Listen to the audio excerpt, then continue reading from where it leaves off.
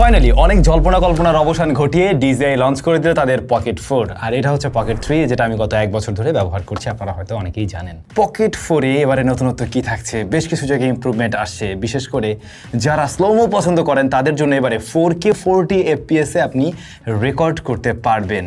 এবারে সরাসরি এর বডিতেই ভিডিও রেকর্ড করা যাবে, অর্থাৎ 107 জিবি পর্যন্ত আপনি স্টোরেজ পেয়ে যাচ্ছেন, যেখানে পকেট 3 তে কিন্তু আমরা কোনো স্টোরেজ পাইনি, বরং আলাদা করে মেমোরি কার্ড ব্যবহার করতে হতো। হ্যাঁ, এটা তো মেমোরি কার্ড ব্যবহার করতেই পারবেন, সেক্ষেত্রে আপনি 1 TB পর্যন্ত ব্যবহার করতে পারবেন। ব্যাটারিতে ইমপ্রুভমেন্ট আসছে কিছুটা, জয়স্টিকটাতে পরিবর্তন আসছে, নতুন করে বাটন অ্যাড হয়েছে, এমনকি ডিসপ্লের ব্রাইটনেস বেড়েছে।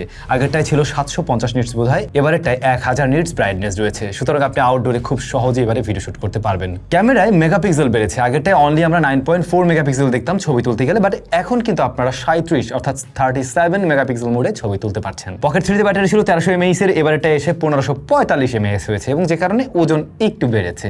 D-Lock 10 বিটে ভিডিও শুট করতে পারবেন আপনারা এই জিনিসটা দিয়ে। ও হ্যাঁ, এবার আপনি লাইট ব্যবহার করতে পারবেন, কম্বো প্যাকের সাথে একটা লাইট রয়েছে যেটা এখানে অ্যাটাচ করা যায়। এই যে সন্ধ্যা হয়ে গেছে এবং আমি কিন্তু এখন ভিডিও রেকর্ড করছি এর লাইট দিয়ে। লাইটটা দেখুন কত কাজের, আপনি বিশ্বাস তো করবেন, আমি জাস্ট লাইটটাকে অফ করে দিচ্ছি।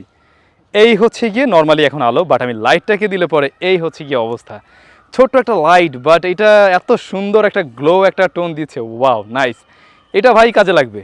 আমি ভাবছিলাম প্রথমে যে এটা হয়তো বা খুব একটা কাজের কিছু হবে না, বাট সিরিয়াসলি এরকম সন্ধ্যা লাইটিং কন্ডিশনে এটা দারুণ কাজের, দারুণ। খুব সুন্দর একটা গ্লো লাইট দিচ্ছে। আপনি চাইলে এটাকে কুল এবং ন্যাচারাল বোথ কন্ডিশন রাখতে পারেন। রাইট নাও আমি রেকর্ড করছি একটু ওয়ার্মিশ করে। ফুল রিভিউতে আমরা এগুলো নিয়ে সমস্ত কিছু বিস্তারিত আলোচনা করব।